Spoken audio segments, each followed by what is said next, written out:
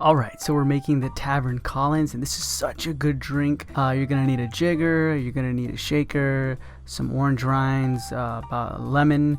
You're going to need the raspberry fennel syrup. You're going to need a strainer and Pellegrino as well, or soda water. And you're also going to need vodka, of course, which you'll see the type of vodka I use later on. And what you need to do is make about 2 ounces of orange infused vodka.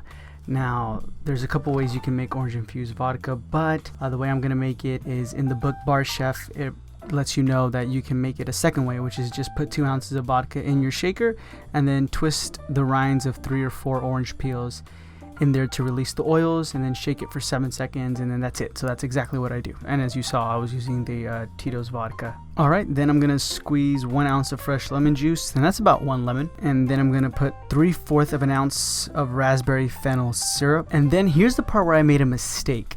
Okay, I actually put the Pellegrino in this shaker, which made it turned out okay, right? But if you're gonna make a larger amount, obviously when you shake soda water in the shaker, it's gonna explode. So you're supposed to put the Pellegrino in the cup, but it all still worked out. It all still came out really, really good. Then you're gonna put 2 heaping cups of ice cubes in the shaker, and then you're gonna shake hard for 7 seconds.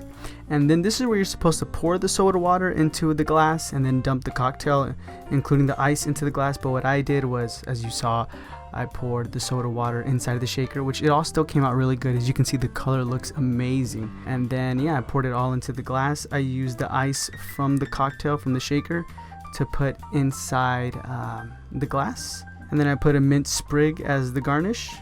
And it tastes amazing, guys. It's such a good drink. So this is it. This is the Tavern Collins. And thank you guys so much for watching. And if you like what you're watching, be sure to like this video and subscribe.